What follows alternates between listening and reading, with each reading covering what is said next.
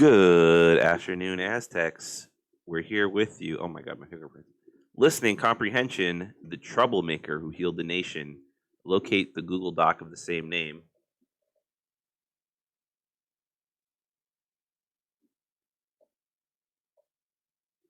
And we'll answer these questions, hopefully real quick, right? Yeah. All right, let's do it. And of course, I need to monitor over here. Diddly-dee. The troublemaker who healed the nation.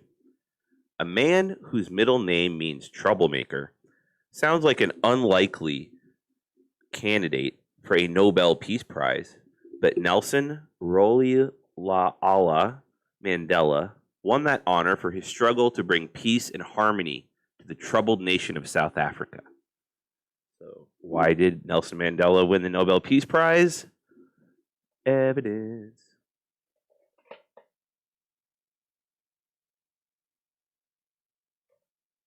Born in 1918, Mandela grew up at a time when an all-white government ruled his country, even though most of its citizens were black. This government forced a policy of segregation on Mandela's people. This meant blacks weren't allowed equal rights based on their race and were forced to live separately from whites. During his boyhood in the country, Mandela had few encounters with unfair treatment. He was more influenced by the values of his tribe, the Xhosa. The Xhosa chief, or the Xhosa's belief in dignity and self-respect gave him confidence. In being the son of a village chief, young Mandela was expected to think of the needs of others.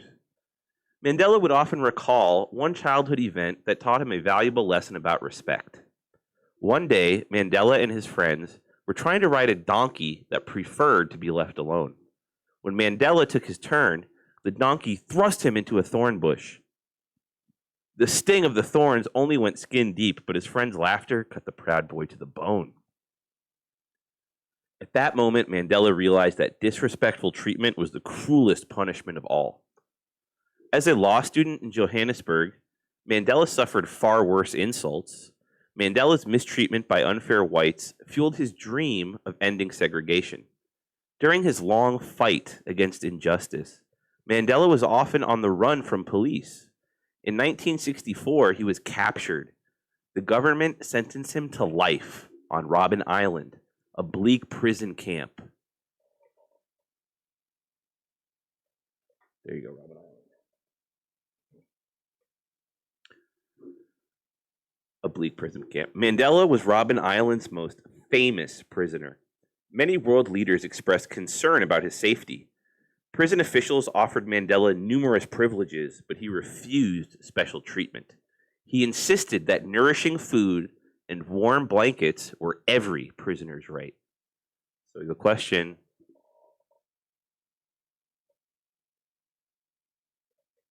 well, it looks like I said it wrong, but were all prisoners on Robben Island given nourishing food and warm blankets? How do you know? So were all prisoners on Robben Island given, boy, I hope I fixed that for you guys. Were all prisoners on Robben Island given nourishing food and warm blankets? How do you know? I'll read that part again. Mandela was Robben Island's most famous prisoner. Many world leaders expressed concern about his safety. Prison officials offered Mandela numerous privileges, but he refused special treatment.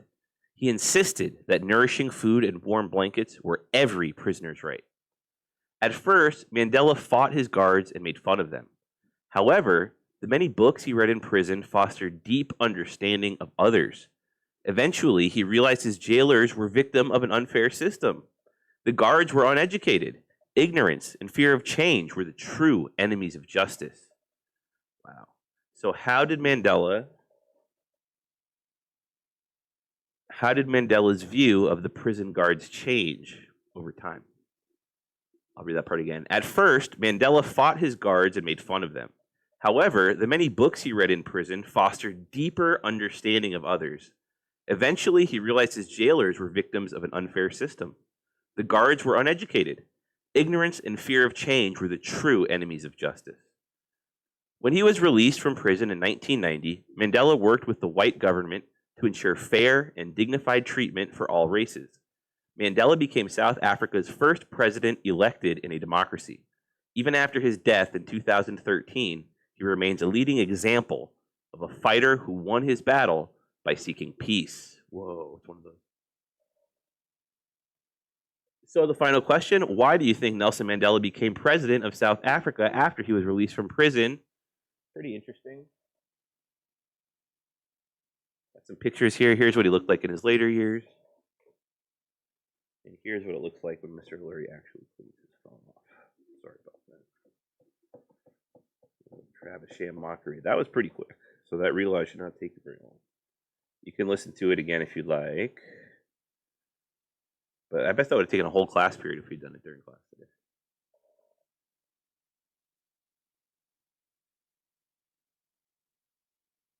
So here he is as a young man, Nelson Mandela. This is Robben Island, kind of like Alcatraz, right? A island on a prison on an island.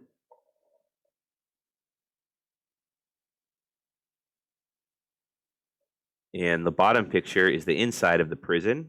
Doesn't look like a very nice place to spend multiple decades of your life. And on the top is Nelson Mandela, I think when he was older, probably after he was president of South Africa. And South Africa is kind of interesting place. It was originally, it's originally part of South Africa. And a lot of different people there. And then the Dutch came in, and then the British came in, and then all kinds of crazy things. So we'll leave it there. See you back in the mainstream.